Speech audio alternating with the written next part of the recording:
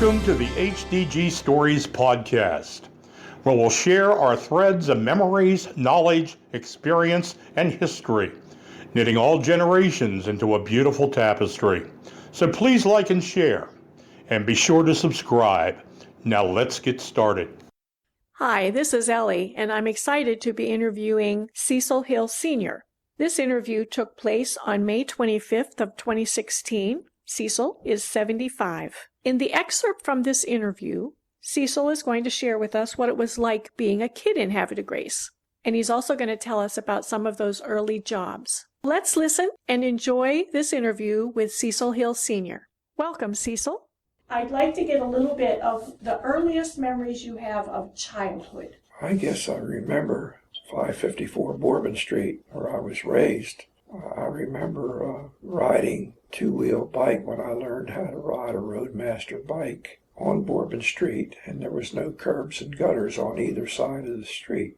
It just had a path down the center. If a car would come by, another car would come by in the 40s. They'd almost have to go off. You only had to pay for the distance from here over to that wall there. It was just a small pavement. The rest was just gravel because they didn't have curbs and gutters those days. And no sidewalks. Yes, they did have sidewalk, but they didn't have, let me think. I can remember the curbs and gutters were put in when they paved the street, but I think they had the sidewalks before. They had sidewalk, but the sidewalk would just go from the dirt right on out into the street, and then it would be paved, and in between side they had a lot of oyster shells because they used to have oyster shell streets. I mean, years ago, every place that I've dug up, when we're working in the city would tell you the same thing when they work. So how old do you think you were when you were riding and now this was a two-wheeler? Two-wheel bike, I was probably between 5 and 6. I don't remember the parade in 1945. I was 5 years old. It was called the McCullough Parade, and Reverend McCullough was Elwood McCullough's brother, and he came home from the Second World War in 45, and then they had a big parade and celebration for him. How many children were in your family? I was the only son. I was the only child. I was born August 10th, 1940, and I had an identical twin brother. And his name was Frank, and he was a blue baby. And they couldn't say blue babies till 1945, where they rushed him to Hopkins, and it was a minor operation by Dr. Blaylock, a woman doctor. And they named a wing after her down there. But it was just Dr. Wolbert stayed with him all night long. And my aunt, Margaret Young, who was my mother's sister, she stayed right there with Wolbert, and they did everything they could possibly do to get. I think it has something to do. Well, it has something to do with it's a heart thing. Yeah, it's the heart's not pumping enough fluid. Did you ever feel like you missed a twin at any time? I didn't. I guess it just because it happened so early. Yeah. I always think about it's certainly been nice to have a twin brother. So were your parents also from Havre de Grace? My father and mother both from Havre de Grace, yes. But my mother was in an orphan's home. Her parents died when they were just very young. And the older brother, the one brother, the three sisters, two of them were here in Havre de Grace, and my mother was in a home in Baltimore.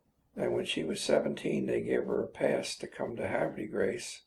She stayed with my aunt, which was Margaret Young at the time, and she stayed with some people that couldn't speak. They had to talk and speak sign language. My mother hid under the bed, so when they came after looking for her to take her back, she didn't want to go, and they said she's not here, or I don't know what, she must give them some story. And they went on, and they never came back for her. So she stayed there, and then she ended up married my father in 1926, and then they tried to have children from 26 to 1940, 39.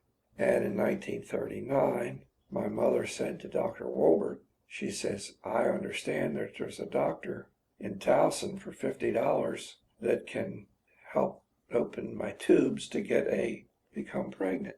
And he says, well, I can do that for $3.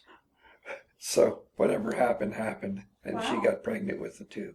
What was it like being a kid in Havre Grace? It was In the, real this would nice. have been 40s, 45. Yeah, back those days there wasn't many cars, and we played football and baseball in the streets those days. And then in 1950, a fellow by the name of Warren Todd came to Havre Grace and started Little League Baseball right out where the new gym is now, the new auditorium and gymnasium on that lot. That's where the old school was, tore down. That's the one with the big bell on it. I only lived a block away, so I could hear the bell. It was time to go, the first bell. He started Little League.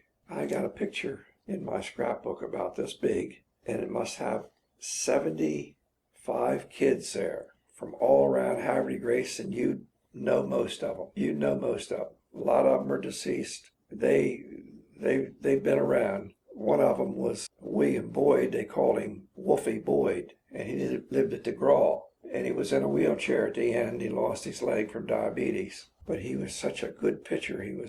And then I pitched also in Little League Baseball. And we went to Williamsport one year, home of Little League Baseball. We lost a game 1-0 up there. Always remember that. Since you didn't have computers and technology and all those things, what did you do for fun besides whatever games you played? Back those days, we had 3 square meals. We played there in the street. We rode bikes. We had roller skates, the old Union and Chicago skates that we'd fit on our feet. Yep. And race and run around the block there. Race on those skates. And we saved cards, bubblegum cards. And we walked over to Lauder's store. Do you know where Lauder's store is? It's still there, but it's closed up. But everything's the same inside.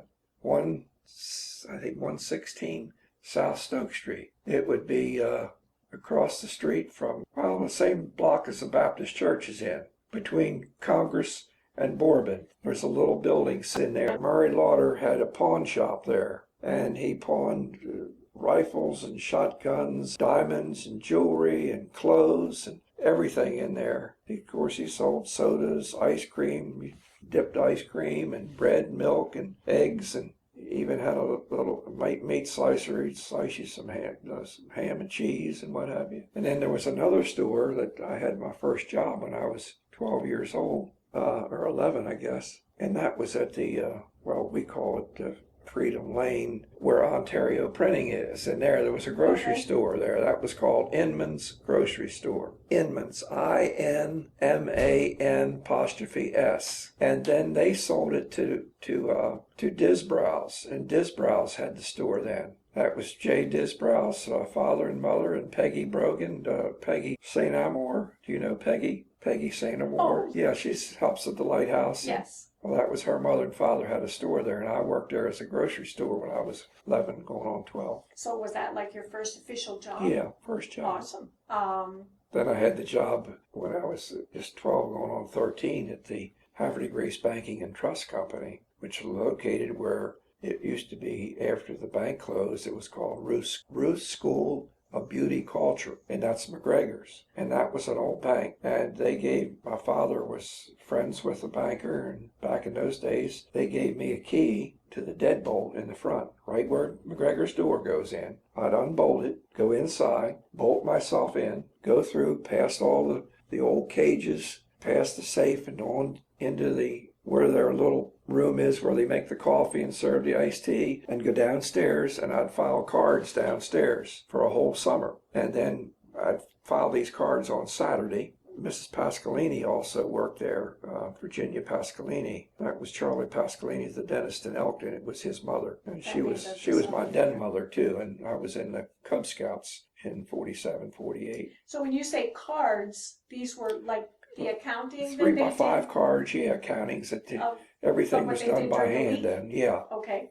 If you were describing to your grandchildren what it was like to be a kid, how would you explain life then compared to now? What would be different? Everything was so much simpler those days. You didn't go to restaurants those days. We ate at home, breakfast, lunch, and dinner. And we ate as a family. Today, there's so many, we see these kids throughout renting apartments. They wouldn't know what it would be to sit down and have a meal. Their mother might go and bring a whole bag of McDonald's, Burger King stuff home, or pizza. And you didn't have the restaurants those days. Bicycling was so much simpler because you didn't have the handbrakes, you didn't have the gears, you had two wheels and a bike. I had an old Western Flyer. Right, I had a Roadmaster. Yep, you had to work. I had a headlight on it and a brake light on it. Yep. That was amazing. And we went hunting. My father took me rabbit hunting and squirrel hunting when I was probably 8, 9, 10 years old. I had a little 410 shotgun. His first car was an old 1939 Dodge. He had that till 49. And I was 9 years old in 49. He bought a Nash from Holcomb's out at Carson's Run. They were Harford Nash, it was called. Adams G. Beagle. What was discipline like when you were a kid? Discipline, I pretty much behaved myself. I didn't really get in any trouble. I guess the worst thing I ever did, there was a crabapple tree in the old Silver property, which is the Spencer Silver bed and breakfast now. And we'd take it, have a little stick and put a crab apple on it, stuff it on there, and we'd throw it, whip it like that, it would come out and hit a couple cars one time. My father heard about that and he stopped that. So that's the worst thing. Halloween time, you didn't have what you call wrecking. You trick-or-treated and you might carry a bar of soap and soap a window or something. A car window was sitting around, which come right off. You didn't. What events do you remember younger years? Well, the Cub Scout events, church, Sunday schools at the Methodist Church. I was baptized in 40 there and became a member when I was 12 years old in 1952. Little League Cub Scouts. I do remember going and having crabs, maybe once or twice, at Price's Seafood, as it opened in 1944. Those of you who know him as a real estate person may be surprised to learn of a job he had for many years at Perry Point.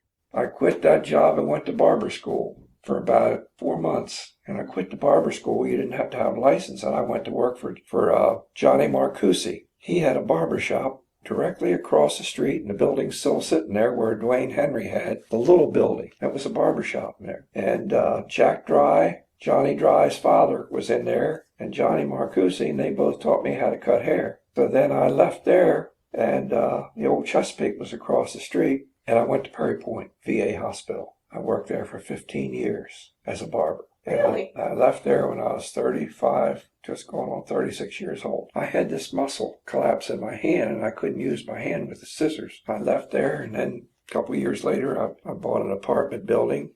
I thank Cecil for sharing these memories with us. If you're interested in hearing more, sign up for our monthly program that will give you 2 full audio interviews and their transcripts. This program will begin in January. Thank you, and we'll chat next week. We hope you've enjoyed today's HDG Stories podcast. We encourage you to subscribe. We hope you will share with your friends. Till the next story, we invite you to visit us at hdgstories.com.